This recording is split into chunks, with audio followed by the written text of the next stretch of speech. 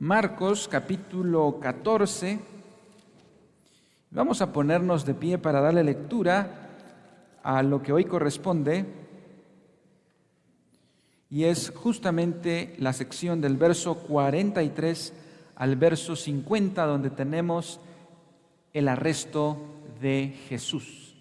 Marcos capítulo 14, versículo 43. Hermanos, lo que aquí sucede en este momento, ¿a cuántos les impacta ver un milagro? ¿Verdad? Un milagro es algo sobrenatural. Ahorita va a suceder un milagro. Vamos a leer la palabra de Dios en nuestro idioma. Dios habla español, ¿verdad?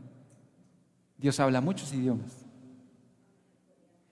Pero lo que vamos a hacer ahorita es un milagro, y es leer lo que Dios piensa en nuestro idioma. Eso es un milagro, hermanos, tener la palabra de Dios. No hay que tener un programa, un software especial para poder decodificar la voluntad de Dios. Aquí está, y eso es un milagro. Cada vez que usted tiene su Biblia y la abre, ocurre un milagro, porque Dios está hablando. Para la gloria de Dios, entonces, leamos su palabra. Marcos capítulo 14, verso 43. Luego, hablando él aún, vino Judas, que era uno de los 12, y con él mucha gente con espadas y palos, de parte de los principales sacerdotes y de los escribas y de los ancianos.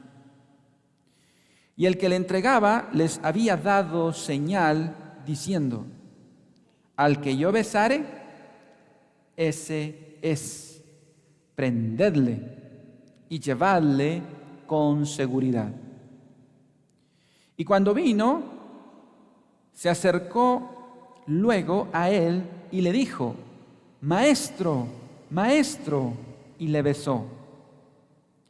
Entonces ellos le echaron mano y le prendieron. Pero uno de los que estaban allí, sacando la espada, hirió al siervo del sumo sacerdote, cortándole la oreja. Y respondiendo Jesús les dijo: ¿como contra un ladrón habéis salido con espadas y con palos para prenderme? Cada día estaba con vosotros enseñando en el templo y no me prendisteis. Pero es así, para que se cumplan las Escrituras.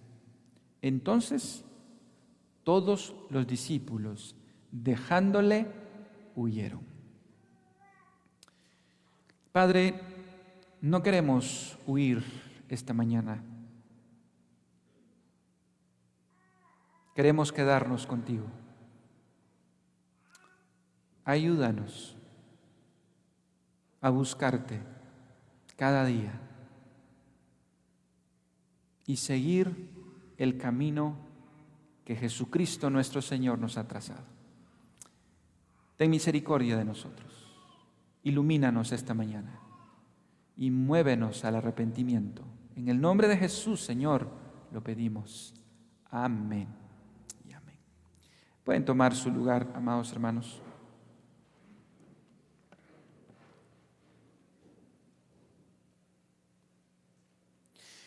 Sin lugar a dudas, una de las experiencias más desagradables en la vida y más horribles y terroríficas es que un día la policía llegue a la puerta de la casa y vaya por nosotros y nos ponga esposas y nos lleve a tribunales. En un país como en el que vivimos, eso no es solo para gente malvada. También puede ocurrir con gente inocente. En un país en el que vivimos, no es muy raro que eso ocurra de una manera corrupta, ¿no es cierto? Una cosa es que los hombres arresten a otro hombre, Al final de cuentas, somos pecadores. Pero otra muy distinta es que los hombres quieran arrestar a Dios. Otra muy distinta es que los hombres osaran en este episodio amarrar a Jesús, lo cual ya de por sí es algo muy humillante. Jesús ha sufrido en su espíritu en Getsemaní. Ahora empezará el sufrimiento también en su cuerpo. Pero Él se mantuvo fiel a su llamado.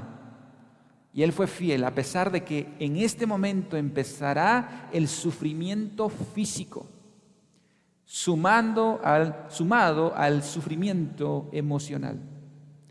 Por eso, el tema de esta mañana es el arresto de Jesús. Inicia la humillación, el día que Dios se dejó amarrar o atar por los hombres. Vamos a ver dos encabezados principales en esta sección. En primer lugar, veremos cómo fue el arresto de Jesús. Literal, los líderes religiosos y romanos llevaron casi un ejército para atrapar a Jesús, como que Él fuera un gran criminal.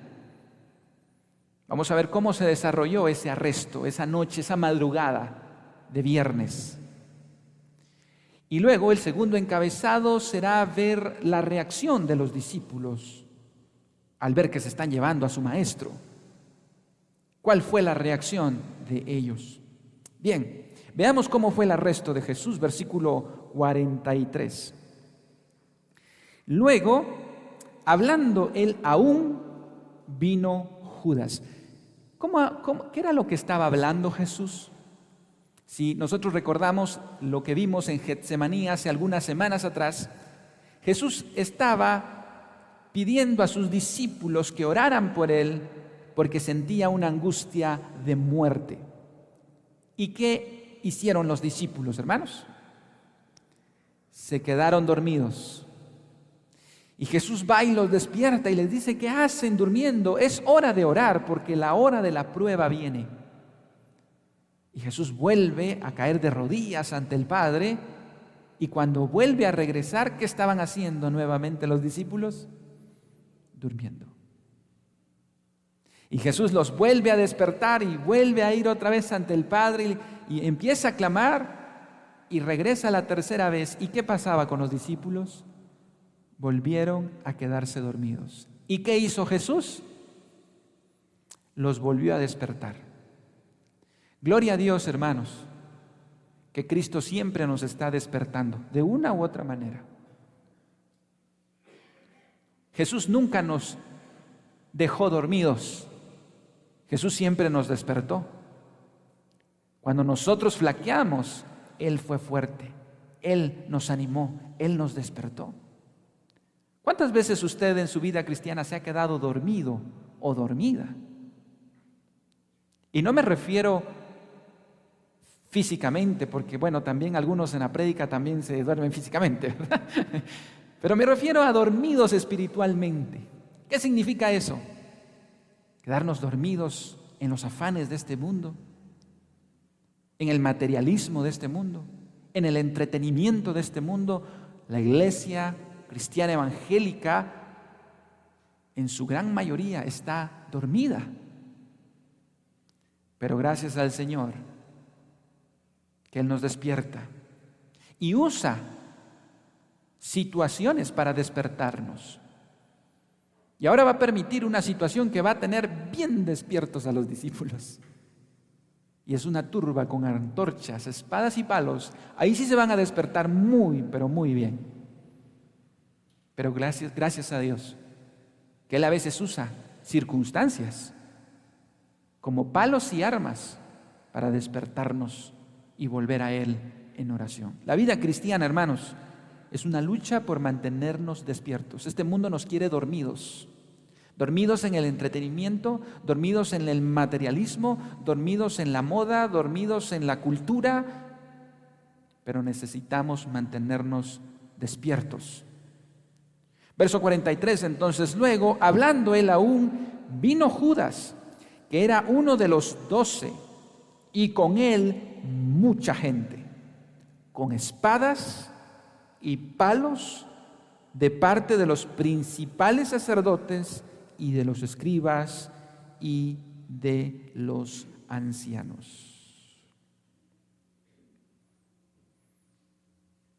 Jesús había estado todo el tiempo en Jerusalén, en el templo, a plena luz del día. Ahora hay un gran movimiento de soldados romanos, de alguaciles y guardias del templo, sumado a otras personas que van a traer a Jesús, que van a arrestar a Jesús. Algo muy interesante que agrega el Evangelio de Juan en el capítulo 18, que dice que no solamente iban con espadas y palos, sino llevaban armas. Puede ser, hermanos, algún tipo de objeto contundente, aparte, obviamente, de espadas. No sé si llevaban arcos, pero lo que llama la atención es el gran uso de fuerza para atrapar a Jesús. Fíjense lo que dice Juan 18:3. Judas, pues, tomando una compañía de soldados. La palabra compañía en griego es espeiran, que significa una cohorte romana que aproximadamente era de 500 soldados. ¿Usted se imagina este gran despliegue de fuerza militar para atrapar a quién? A Jesús. A Jesús. La pregunta es, ¿por qué tanto miedo?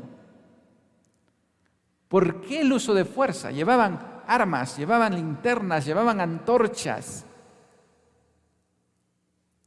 Bueno, por dos razones. Si uno revisa el capítulo 15 de Marcos, en el verso 7, se dice que por esos mismos días hubo una revuelta en la que murió gente, cuyo líder fue nada menos y nada más que Barrabás.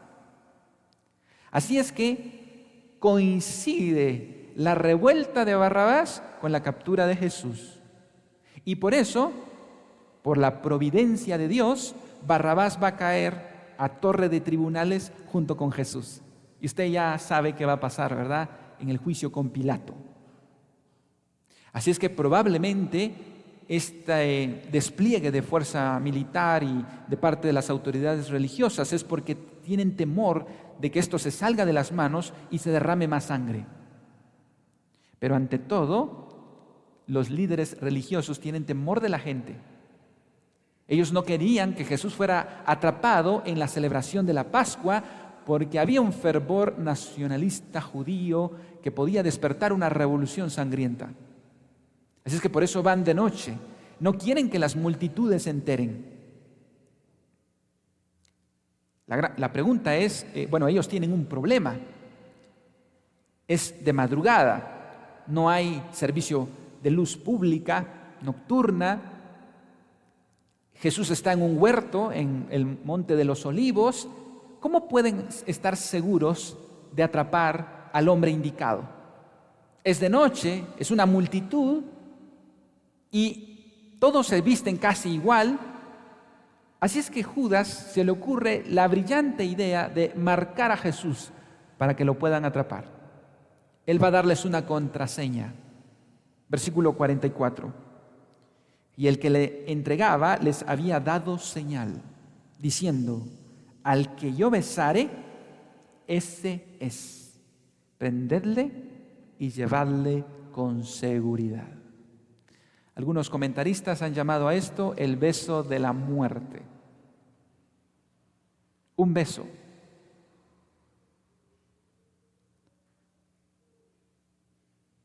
Judas pudo utilizar cualquier otra señal, pero utilizó un beso.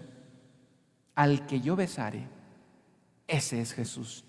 Préndanle con seguridad. Hermanos, nosotros podemos hacer un acto de amor por un acto de odio. No todos los besos reflejan realmente un acto de amor. Y Dios no solo ve lo de afuera, Él ve lo de adentro. Curioso que la misma palabra que se usa aquí para beso, que era lo normal para saludar, es la misma palabra, no es cualquier beso, es un beso muy fraternal. Es la misma palabra que se utiliza cuando el padre ve al hijo pródigo venir de lejos y se recuerdan qué hace el padre, dice el texto que se echa a su cuello y le besa. Judas era un buen actor, porque fíjense lo que le dice, verso 45.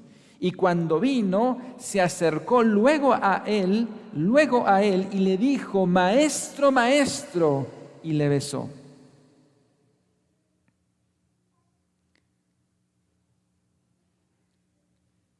¿Sabía Jesús? Sí sabía que venía Judas. Lo que me llama la atención, hermanos,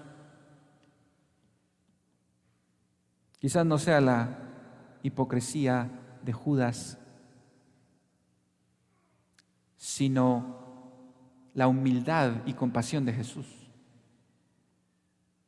Jesús no detuvo a Judas. Pregunto, ¿recibiría usted un beso de Judas? No, diría alguno, ¿verdad? No, ¿cómo va a pesar? ¿Lo pudo haber detenido Jesús y decirle no? Sí, por supuesto. Judas sabía que todo era un show. Pero no, hermanos, no detuvo. De hecho, lo último que Judas hizo antes de ir al infierno fue besar a Jesús. ¿Y sabe qué palabras salieron de la boca de Jesús? Marcos no nos dice exactamente. Pero por los evangelios paralelos, el evangelio de Mateo, ¿sabe qué le dijo Jesús? Cuando Judas lo besó, Jesús le dijo, amigo. Y otro evangelio dice, con un beso traicionas al Hijo del Hombre.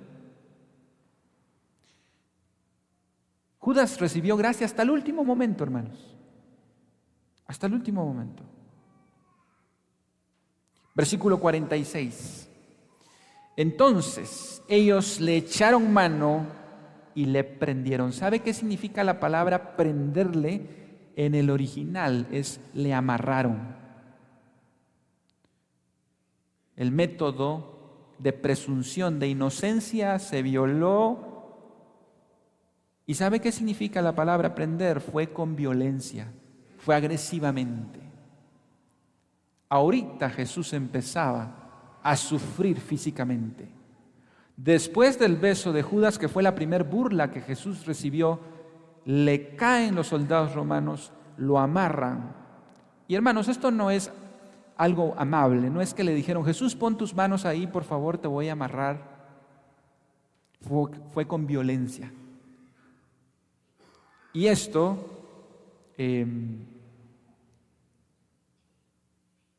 empezó a despertar sentimientos en los discípulos también, lo cual nos lleva al siguiente encabezado. La reacción de los discípulos no se hizo esperar. Versículo 47.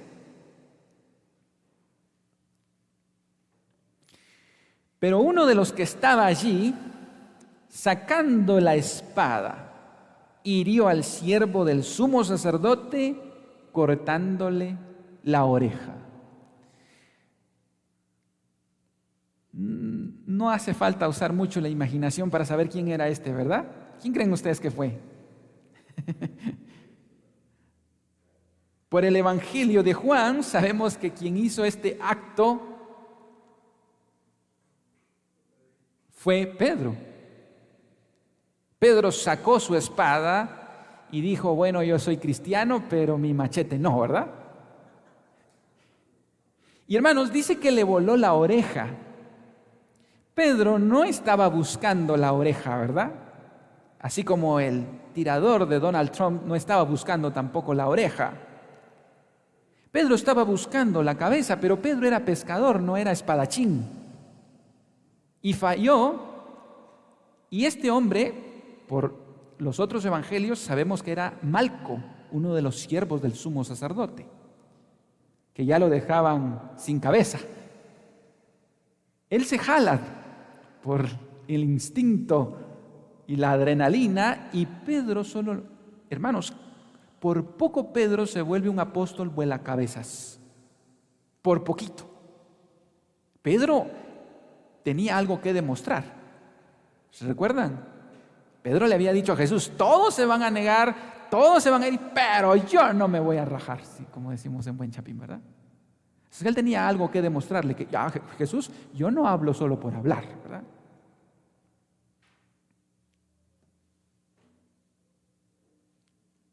Uno dirá, Pedro tenía valor.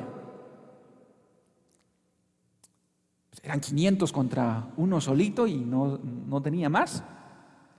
En los pasajes anteriores, Jesús tenía una plática con ellos acerca de lo que venía y uno de los apóstoles dice, Señor, aquí hay 2 espadas, le dice, ¿verdad? Pedro pareciera que tenía mucho valor porque era uno contra todos estos. ¿Qué fue lo que pudo haber envalentonado a Pedro? Probablemente Juan tiene la respuesta de qué fue lo que llevó a tener ese coraje para hacerlo. En Judas 18:3 hay un incidente que no nos narra Marcos. Juan 18, verso 3 dice, Judas, pues, tomando una compañía de soldados y alguaciles de los principales sacerdotes y de los fariseos, fue allí con linternas y antorchas y con armas, pero Jesús, sabiendo todas las cosas que le habían de sobrevenir, se adelantó y les dijo, ¿a quién buscáis? Le respondieron, a Jesús Nazareno. Jesús les dijo, yo soy. Y estaba también con ellos Judas, el que le entregaba. Cuando les dijo, yo soy, retrocedieron y cayeron a tierra. 500 soldados bien armados cayeron a tierra cuando él dijo, yo soy. Y estas no eran palabras al azar. Yo soy es el nombre de Dios en el Antiguo Testamento. Cuando Moisés le preguntó a Dios, y si me preguntan qué Dios me ha enviado a rescatar a los israelitas, Dios les dijo, yo soy, te ha enviado. Eso es lo que significa Jehová, yo soy. Dios es el que tiene vida en sí mismo. No necesita de nadie más para vivir. Él es eterno. Él es el mismo de ayer, de hoy y de siempre.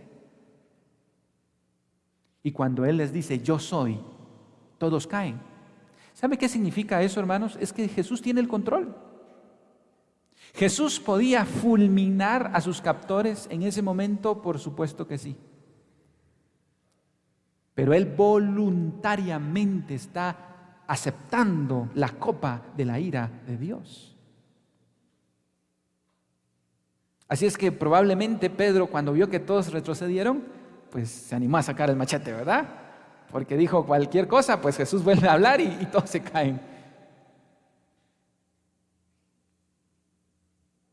Ahora Jesús tiene que calmar a sus captores y tiene que calmar a sus discípulos. Y la situación es para Jesús realmente difícil, hermanos. Porque ahora no solo tiene que lidiar con los soldados romanos, ahora tiene que lidiar con Pedro enfurecido y con una oreja sangrando y en el suelo. ¿Qué hace Jesús con esa oreja? Y hermanos, esto debe llamar mucho nuestra atención. ¿Sabe qué hizo Jesús? Su último milagro de sanidad. Lucas 22:51. Entonces respondió Jesús, dijo, basta ya, dejad. Y tocando su oreja, le sanó. Su último milagro de sanidad. ¿A quién? A Malco. ¿Era Malco creyente? ¿Tenía fe Malco en Jesús? Lo que quería Malco era destruirlo. Era siervo del sumo sacerdote. ¿Sabe quién era Malco? Era el siervo del archienemigo de Jesús, el sumo sacerdote. Y a él ayudó Jesús. Jesús nos enseña a amar a nuestros enemigos. Quizás si yo hubiera sido Jesús, yo me hubiera hecho el loco. Pues él se metió, cabal iba pasando la espada, ¿verdad? Pero Jesús, tan lleno de compasión, sana a Malco, porque quería sanarlo, no porque Malco tenía fe, sino porque Jesús es manso y humilde y quería cumplir la voluntad de Dios. Así es que él reprendió a Pedro, y el Evangelio de Mateo nos dice lo que le dijo a Pedro, verso 52. Entonces Jesús le dijo a Pedro: vuelve tu espada a su lugar, porque todos los que tomen espada, a espada perecerán. Hermanos, el Evangelio no avanza a punta de espada como el Islam. Nosotros no tenemos una yihad, una guerra santa contra los infieles. El reino de Jesús no avanza matando a las personas, sino avanza sufriendo en medio de las personas. En algún punto de la historia, la iglesia cristiana hizo unas cruzadas precisamente para luchar contra los musulmanes. Pero eso no es cristiano. Eso no es el espíritu de Cristo. ¿Alguna vez usted ha querido usar el machete para hacer justicia? ¿Usar nuestros puños? Aquí Jesús queda claro, no es la forma en que avanza el reino de Dios, pero sí avanza con una espada. ¿Sabe cuál es? La palabra de Dios. Si nosotros queremos hacer avanzar el reino de Dios, prediquemos la palabra de Dios. Compartamos el mensaje del Evangelio. Eso es lo que hace avanzar el reino de Dios. Porque en el reino de Dios se gana perdiendo, se sube bajando y se suma restando.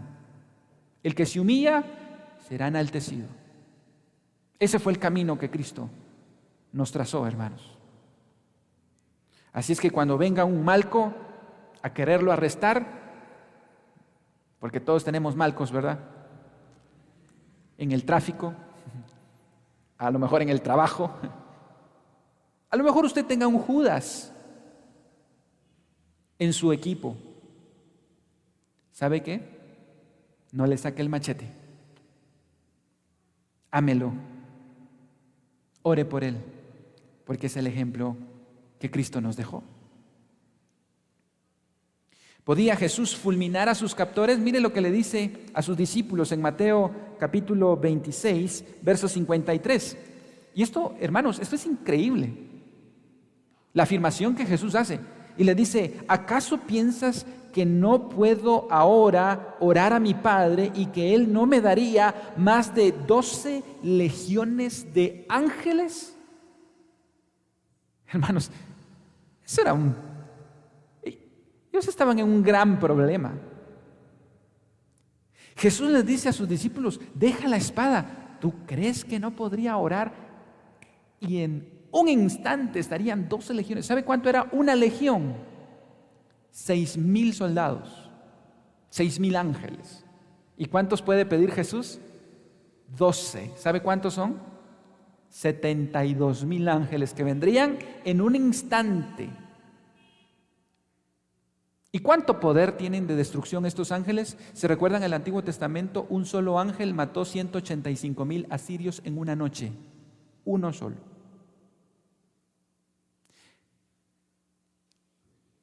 Ahora, ojo, estos ángeles estaban disponibles para Jesús 24 horas al día, 7 días a la semana. Y estarían esperando la orden de Jesús durante todo el Calvario. Pero Jesús se rehusó a llamarlos. Ahora, Jesús no necesitaba ángeles para defenderse. Él mismo podía. Pero en lugar de usar la fuerza y el poder, usó su gracia, su misericordia. ¿Por qué? Fíjense lo que les dice en Juan 18. Estoy tratando de tomar todos los detalles de los 4 evangelios que nos hablan del arresto de Jesús. Juan 18:11, Jesús entonces dijo a Pedro: mete tu espada en la vaina. la copa que el Padre me ha dado, ¿no la he de beber? ¿Se recuerdan que oraba Jesús en Getsemaní? Si fuera posible, pase de mí esta copa. Hermanos, Dios respondió la oración de Jesús en Getsemaní.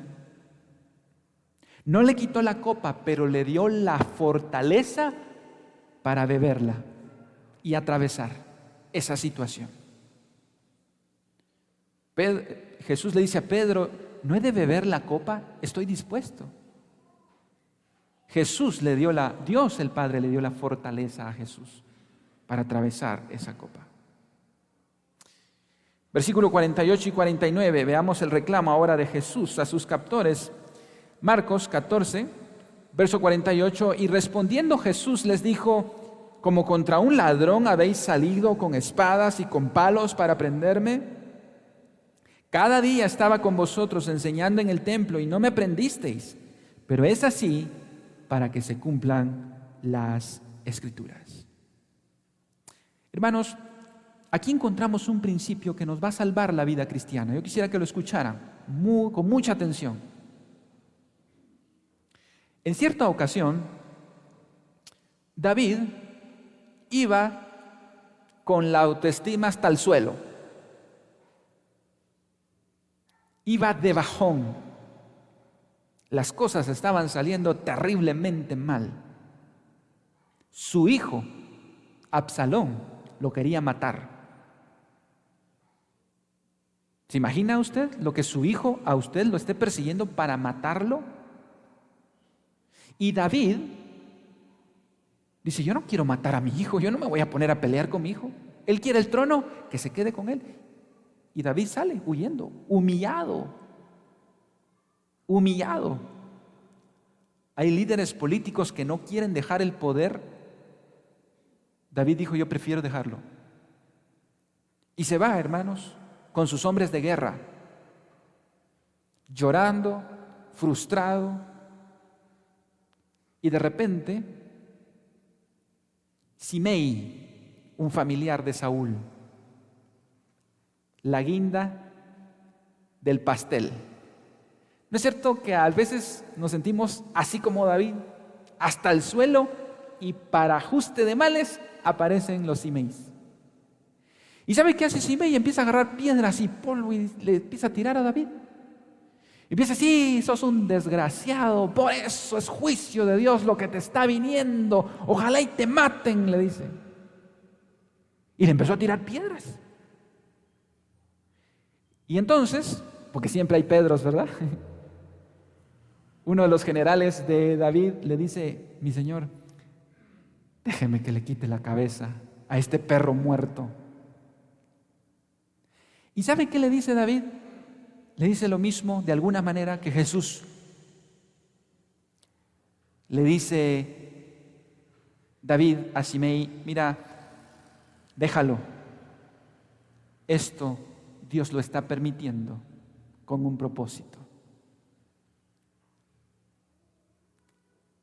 ¿Qué principio encontramos en esto? Jesús dice, esto es la copa que el Padre me estaba permitiendo. No es producto de la casualidad, no es capricho de Judas. No es capricho de Anás y Caifás, es una copa que Dios me está permitiendo. Cada situación difícil que viene a nuestra vida, hermanos, no es culpa del presidente, no es culpa de mi vecino, no es culpa de esa persona que cabal se atravesó y yo venía. Es la soberanía de Dios obrando en nosotros, puliendo, formando el carácter de Cristo en nuestro corazón. No estamos en manos de Satanás ni en manos de las circunstancias. Cualquier situación difícil, sépalo bien, es Dios obrando en su vida. Y hay un propósito, como lo fue para nuestro Señor Jesucristo. Ahora entonces empezaría el dolor y el sufrimiento para Jesús. Los soldados romanos serían súper agresivos, abusivos para tratar a Jesús. Escupirían en él en la cara, le darían de puñetazos, le pondrían una corona de espinas, se burlarían de él. Surge una pregunta, dijimos que Satanás no es el que llevó a Jesús a la cruz. Satanás quería evitar la cruz de Jesús. ¿Se recuerdan? Se apoderó de Pedro para decirle: Jesús, ¿cómo es eso que vas a ir a la cruz? Eso no te puede pasar a ti. Y Jesús le dijo: apártate de mí, Satanás. Satanás siempre quiso evitar la cruz en Jesús. ¿Por qué ahora está pasando todo este dolor en Jesús? Por supuesto, diabólico y satánico. Satanás quería infligir el más alto dolor a Jesús para que Jesús dijera basta. Para que Jesús dijera: 12 legiones, ahora sí, vengan y acaben con estos.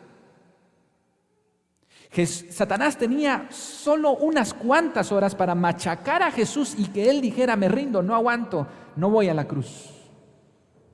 Y en una parte de la historia Jesús no aguanta más la cruz y viene un individuo que se llama Simón de Cirene, a quienes los soldados vieron tan mal a Jesús que pidieron a Simón de Cirene que ayudara a Jesús con la cruz.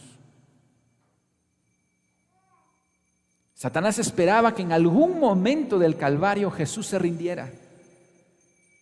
Jesús soltara la cruz y dijera: no voy a la cruz. Recuerden, esas 12 legiones estaban allí en todo momento. Pero Jesús no abortó la misión. Para terminar, versículo 50, el abandono de los discípulos a Jesús. Verso 50. Entonces, todos los discípulos, dejándole, huyeron. Todos los discípulos, dejándole, huyeron. Todo les estaba saliendo terriblemente mal. Judas lo había traicionado. Ellos se habían quedado dormidos y ahora salen huyendo. Hermanos, si nos detuviéramos en este punto de la historia, ¿verdad que todo está saliendo terriblemente mal acá? Judas, uno de los 12, el traidor. Pedro, el que supuestamente iba a dar su vida, salió corriendo. Los líderes religiosos odiaban a Jesús. Se salieron con la suya, lo lograron arrestar. Los romanos han hecho de las suyas. Hermanos, esta historia está mal. Jesús estaba llorando, angustiado, y esto parece que todo está saliendo al revés. Todo se salió de control.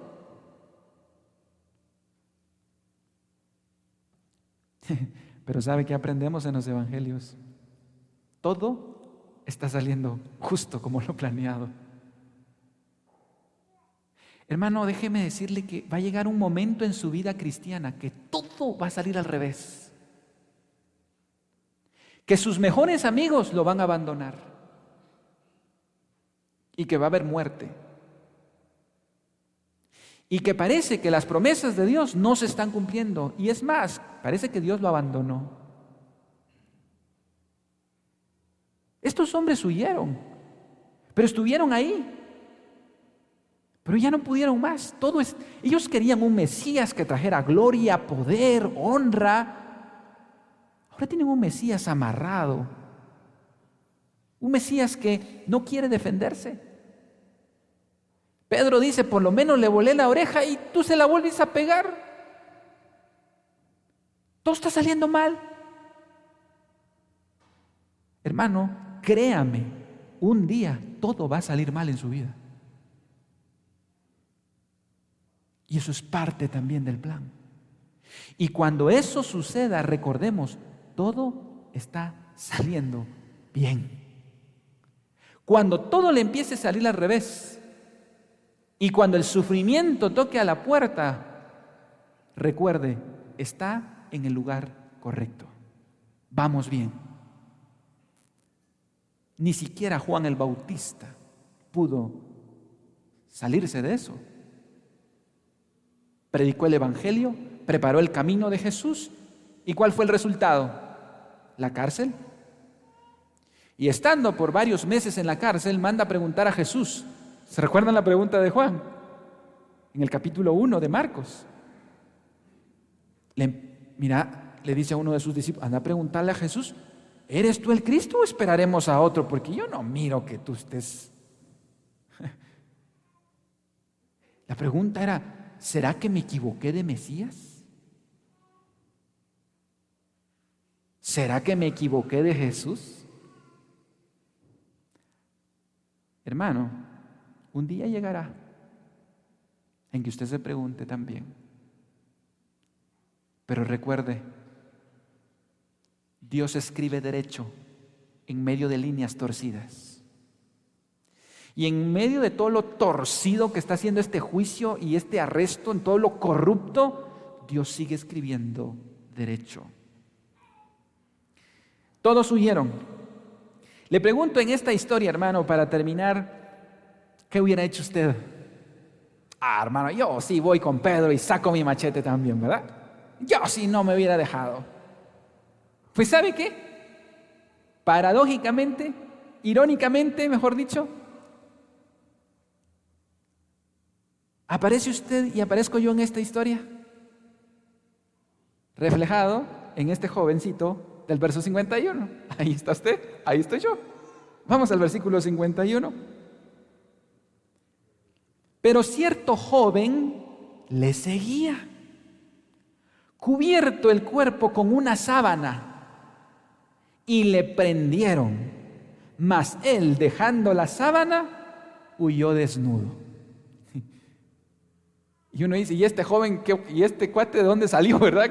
Todo iba bien y de repente, ¿que tiene que ir desnudo? Y aquí, ¿qué pasó? Pareciera que esto no tiene nada que ver, ¿verdad? Estamos hablando de los apóstoles. ¿De dónde salió este joven? Bueno, parece que este joven era chapín, ¿verdad? Novelero como solo él, ¿verdad? Es cierto que cuando pasa algo en la calle y vemos policías y todos queremos ver, ¿verdad? ¿Y qué pasó? Y un accidente y ¡pum! Sale corriendo la gente, ¿verdad? Cuando usted va en la carretera manejando y de repente hay un accidente, ¿qué hace usted? Baja la velocidad, ¿verdad? Y se queda viendo. Pues este jovencito vivía cerca del huerto de Getsemaní. A medianoche oye espadas y gente y soldados y dice, yo voy a ir a ver qué hay ahí, ¿verdad? Y fue tanto su gana de ir a ver que no se puso su pijama, sino se jaló una sábana, ¿verdad? Y se fue a ver. Y ten cuidado, porque por ser novelero nos puede pasar algo, ¿verdad?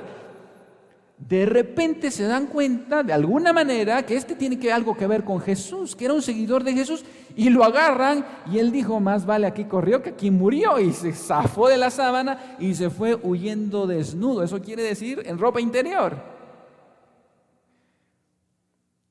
Los comentaristas se han preguntado, ¿y quién es este joven? ¿Y por qué aparece aquí? Aunque no lo sabemos, la mayoría de comentaristas creen que es el mismo Marcos, que era joven cuando esto sucedió. Y Marcos no pone que era Pedro el que sacó la espada, porque Marcos es el primer evangelio en escribirse. Todavía estaba vivo Pedro. Si él ponía ahí y sabían las autoridades romanas de lo que había hecho, era peligroso. Y probablemente Marcos no puso su nombre porque era peligroso identificarse con Jesús.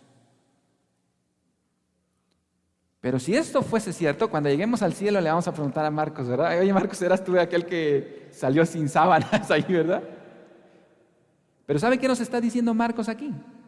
Yo también estuve ahí y fui igual que los demás. Lo dejé vendido, solo. Hermanos amados, si usted y yo hubiéramos estado ahí, también hubiéramos salido corriendo. ¿Qué aprendemos de esta historia? Primero, número 1. Primero está la cruz, después viene la gloria, hermanos. No hay otro camino en el Evangelio. Jesús dijo, si alguno quiere venir en pos de mí, tome su cruz y sígame. Aquí no hay tales de pare de sufrir. No, el Evangelio es venga a sufrir. Antes de la corona de espinas, antes de la corona de gloria, está la corona de espinas. Ese camino que Jesús siguió es el camino que usted y yo debemos seguir. Dijo Pablo, el que quiera vivir piadosamente padecerá persecución. Y la última pregunta de lo que aprendemos acá, ¿sabe por qué Jesús se dejó arrestar, hermano?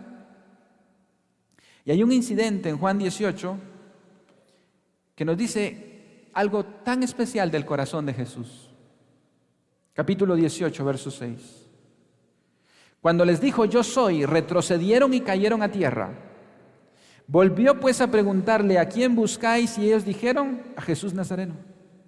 Fíjese lo que hace Jesús. Verso 8, respondió Jesús, os he dicho que yo soy. Pues si me buscáis a mí, dejad ir a estos, para que se cumpliese aquello que había dicho, de los que me diste, no perdí ninguno. Eso es el Evangelio, hermanos.